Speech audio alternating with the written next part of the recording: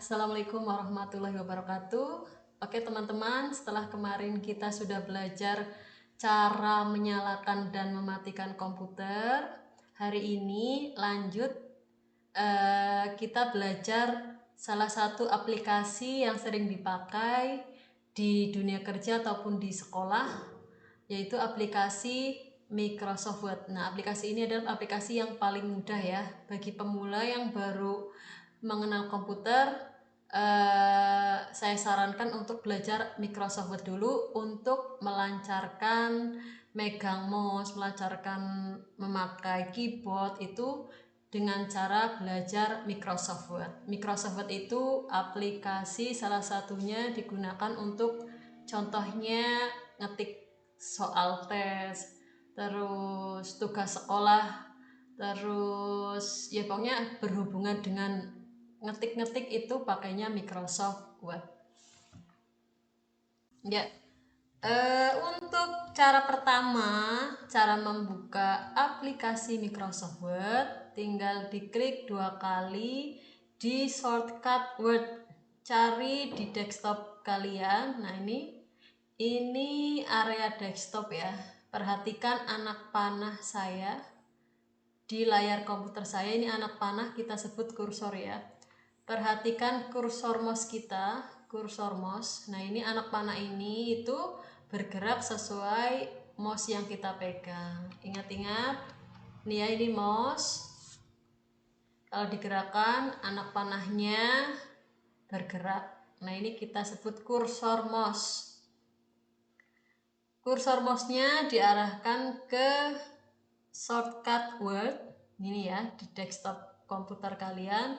Klik 2 kali. Akan muncul tampilan Microsoft Word seperti ini. Atau misalnya kalian cari shortcut Word di komputer kalian nggak ada, di sini kok dicari nggak ada, kalian cari ke start, tombol start, terus cari Microsoft Word. Nah, di sini punya saya sudah ada. Kalau misalnya belum ada juga di sebelah sini, ketik sendiri aja WORD. Nah, tampil ya ini ya. Klik 1 kali. Muncul tampilan Microsoft Word seperti ini. Untuk latihan pertama, untuk latihan kita ngetik, melancarkan memakai keyboard, melancarkan memakai mouse, kita ngetik-ngetik dulu ya. Klik blank dokumen. Nah, ini tampilannya. Oke, sebelum kita ngetik, kita kenalan dulu sama nama-nama bagiannya. Ini yang umum dipakai dulu ya, yang sering dipakai dulu. Ini ada file, home, insert, draw, kita sebut menu. Nah, ini menu file, menu home, menu insert. Nah, di bawahnya ini ada fungsinya masing-masing ya. Yang sering dipakai itu home, mengatur tampilan ketikan kita, tampilan huruf kita. Insert, ini biasanya untuk menambahkan gambar sebelah sini. Cukup itu dulu, lanjut ke menu home. Di dalamnya itu ada ribbon font untuk mengatur tampilan huruf kita. Font itu huruf. Nah, sedangkan ribbon paragraf untuk mengatur tampilan paragraf kita. Apa itu paragraf? Paragraf kan beberapa kalimat ya, kumpulan beberapa kalimat. Nah, ini yang umum dipakai ini. Lanjut, di bawahnya ada kotakan putih besar. Ini untuk area ngetik. Nah, ini ada kedip-kedip. Yang kedip-kedip ini kita sebut kursor ya. Nah, ini posisi untuk ngetik kita itu di sini. Selanjutnya, coba gulung mouse kalian. Mouse itu kalau digulung untuk menggulung tampilan kertasnya ini, tampilan area ketik atau kertasnya. Terus untuk memperbesar atau mengecilkan, kalau misalnya segini kurang besar, bisa diperbesar ke bagian persenan ini ya. Nah, besar, kecil, besar, kecil. Nah, kira-kira jelas. Nah, itu seperti itu. Ini saya jelaskan bagian yang sering dipakai dulu ya, bagian yang di awal-awal. Kalau misalnya langsung dijelaskan semuanya kan malah pusing. Jadi yang saya jelaskan yang kira-kira dipakai dulu di awal-awal. Ini menu ya, menu kita sebut icon. Icon fungsinya untuk mengatur tampilan huruf. Ini tampilan paragraf. Ini area ketik kita. Ini ada persenannya ini untuk mengatur tampilan besar kecilnya area ketik. Lanjut kita belajar ngetik ya. Belajar ngetik, misal kita mau ngetik cerita liburan. Nah, mulai liburanku. Nah, perhatikan tampilan tulisannya. Tulisannya ternyata tampil huruf kecil semua ya. Sedangkan kita menginginkan hurufnya pengennya besar semua. Gimana caranya? Kita coba hapus dulu. Hapus bisa pakai ini ya. Silakan kalian cari tombol backspace. Ini backspace ini. Backspace untuk menghapus. Hapus pakai backspace. Hapus. Saya pengennya ngetik tampil huruf besar langsung.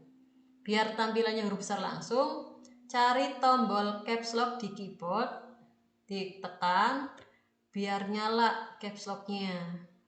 Kalau caps lock-nya aktif, nanti tampilnya langsung huruf besar nih, liburanku. Perhatikan, tadi tombol caps lock di sebelah mana? Nah, sebelah sini. Bisa dilihat ya, di sebelah sini caps lock-nya. Lanjut, untuk judul sudah, lanjut ke paragraf bawahnya. Enter, tekan tombol enter. Perhatikan tombol enternya mana. Ini nih tombol enter ya. Untuk pindah ke paragraf berikutnya. Untuk pindah kursor ke bawah. Ini enter. Enter. Lanjut nulis ya. Pada hari. Nah, biasanya kalau nulis paragraf ya harusnya nggak besar semua hurufnya ya. Berarti hurufnya harusnya kecil. Kita hapus dulu. Hapus. Biar saat kita ngetik hurufnya kecil lagi, ya tadi tombol caps lock-nya ditekan lagi biar mati, biar tidak aktif caps lock-nya. Ini ya. Ini kalau ditekan kan aktif, nyala ya. Ada indikator lampunya. Kita tekan lagi biar tidak aktif caps lock-nya untuk menulis huruf kecil.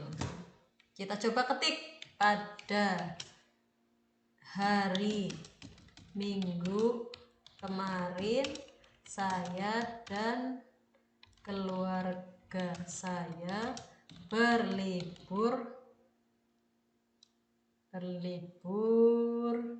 ke pantai. Ya, setiap antar kata itu kan dipisahkan pakai spasi ya. Nah, untuk spasi tadi saya pakai tombol spasi ini. Tombol spasi di keyboard itu tombolnya yang paling panjang nih ya. Tombol spasi untuk spasi antar kata. Pantai, Bocor, Kebumen. Pada hari Minggu kemarin saya dan keluarga saya berlibur ke pantai Bocor, Kebumen. Setelah satu kalimat selesai, kasih tanda titik. Terus untuk mulai kalimat berikutnya di spasi ya. Saya dan keluarga berangkat memakai motor. Saya dan keluarga berangkat memakai motor dari rumah pukul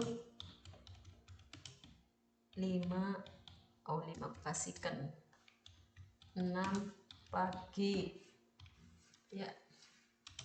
Setelah satu kalimat lagi kita spasi.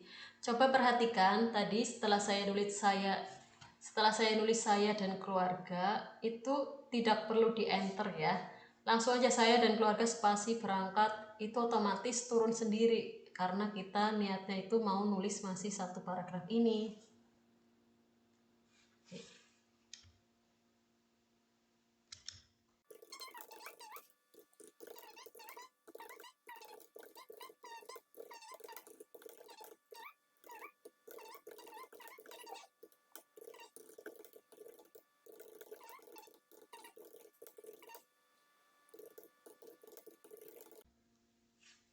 Nah, misal saat kita ngetik ada tulisannya yang salah. Nah, ini contohnya huruf D ya.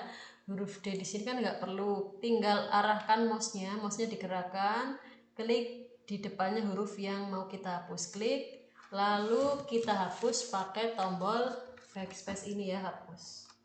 Nah, untuk kursornya, kedip-kedipnya kan masih di situ. Kita pindahkan lagi ke belakangnya ombak ini, belakangnya kalimat ini yang terakhir mau ngetik apa. Nah, ini di sini.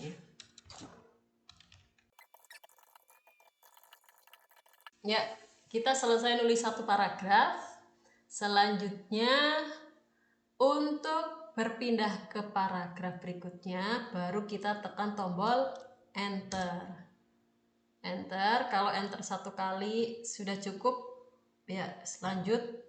Kalau misalnya pengen jaraknya lebih renggang lagi ke bawah, enter satu kali lagi. Lanjut tulis lagi ya.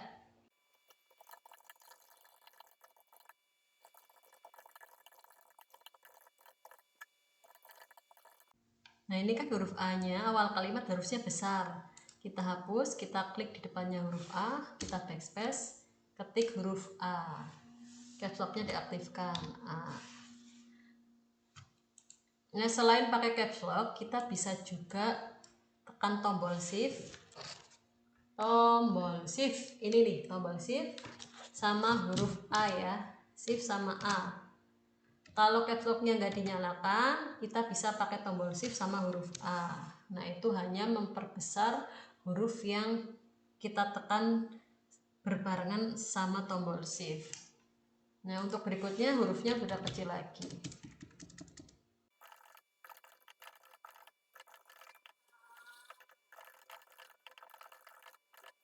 Ya, kita ketik 2 paragraf dulu. Kita mulai ngatur tampilan huruf, tampilan paragraf yang di sini ya. Dari awal kita mau ngatur tulisan liburanku ini. Kan judul biasanya di tengah ya. Kita blok.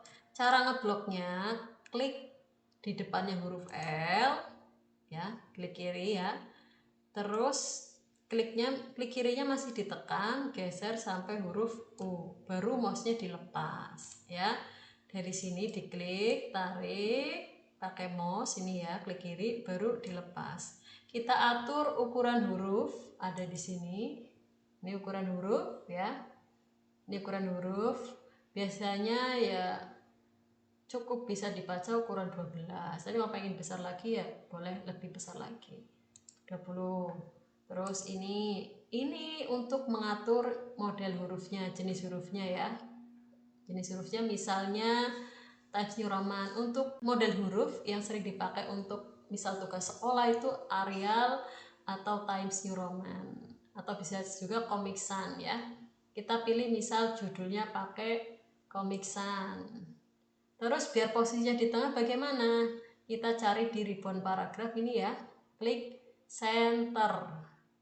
Nah, center untuk rata tengah. Kalau ini rata kanan, kalau ini rata kiri. Nah, kalau ini berlaku untuk paragraf yang kalimatnya panjang ya, just TV, rata kanan kiri. Judul kita rata tengah. Selanjutnya untuk ngatur paragraf pertama, kita blok paragraf pertama, klik di depannya huruf P, ditahan kliknya, geser sampai bawah, nah sampai tulisan itu titik, nah baru dilepas. Kita atur paragrafnya biar jadi rata kanan kiri. Kita lihat posisi hurufnya sebelah kanan ini kan masih berantakan. Biar rapi kita pilih rata just TV, rata kanan kiri. Nah, lihat perbedaannya, ini sudah rapi. Selanjutnya untuk model huruf misal mau kita ganti jadi Times New Roman. Nah, ini hasilnya Terus ini masih dalam keadaan di blok ya. Ganti ukuran huruf misal jadi 16. Terus ini ya, untuk gulung posisi atas bawah silakan gunakan roda mouse, gulung depan belakang. Lanjut, untuk ini icon ini ada increase font size untuk memperbesar mengecilkan huruf, jadi fungsinya sama dengan yang ini, sama dengan yang ada angkanya. Lanjut, untuk ini tebal, B bold tebal, I italic miring memiringkan huruf, U underline untuk garis bawah. Contohnya ya, kita mau menempelkan judul, blok judulnya, klik B. Misalnya memiringkan, ini masih di blok ya, klik italic. Untuk garis bawah klik underline. Lanjut, untuk paragraf 2 kita blok, misal mau diatur rata apa, rata kiri ini ya, kiri, rata tengah, rata kanan, rata just TV, misal diatur rata just TV nya, jadi rapi kanan kiri ya. Lanjut, untuk model hurufnya misal Arial, ukurannya 14 cukup. Selanjutnya untuk warna huruf bisa diatur di posisi ini. Kita blok yang mau diatur, yang mau dirubah warnanya ke sini. Tinggal pilih warna, misal merah. Ini misal mau kita rubah jadi biru. Nah, itu warna huruf. Tapi ya kalau misalnya untuk resmi soal tes ya paling ya warna hitam biasa ya. Selanjutnya misal mau mengembalikan lagi ke warna hitam, ya tinggal di blok, pilih warna hitam. Terus perhatikan jarak antara ini, baris pertama, baris kedua, baris ketiga. Nah ini kan jaraknya, ini agak renggang, ini sempit. Nah ini bisa diatur ya, bisa diatur posisinya ke sini. Line spacing, nah ini spasi antar baris di paragraf. Nah ini spasi 1, spasi 1,15, spasi 1,5, spasi 2. Nah ini spasi 2 renggang-renggang ya ke bawahnya. Kalau ini kita buat spasinya misal 1, jadi rengket, cara bahasa Jawanya rengket ini ya. Tuh ini kan renggang, ini enggak begitu renggang. Nah ini kita renggangkan misal jadi 3 atau 1,5. Biasanya untuk ngetik tugas akhir skripsi itu pengaturannya spasinya 1,5 ya. Ini lanjut, memang ini ada beberapa icon, tapi untuk latihan kali ini yang saya pakai yang umum-umum dulu ya, yang gampang-gampang dulu. Untuk yang lainnya contohnya di latihan berikutnya. Nah ini contoh menggunakan Microsoft Word, menggunakan icon-icon di ribbon font dan paragraf. Ya, misalnya kita sudah ngetik, mau selesai, mau ditinggal komputernya, jangan langsung ditinggal komputernya, jangan langsung di close ini ya, tapi kita simpan dulu dokumennya. Kalau mau selesai, dokumennya atau tulisan kita ini kita simpan dengan cara klik file, save, simpan. Ini cari lokasi penyimpanannya, kita pilih disk PC komputer ini, simpan di data D, ini di D. Kita buat, nah ini kan ada kuning-kuning ini ya, ini namanya folder, kita buat folder baru, new folder, ketik misal latihan Word Ratna.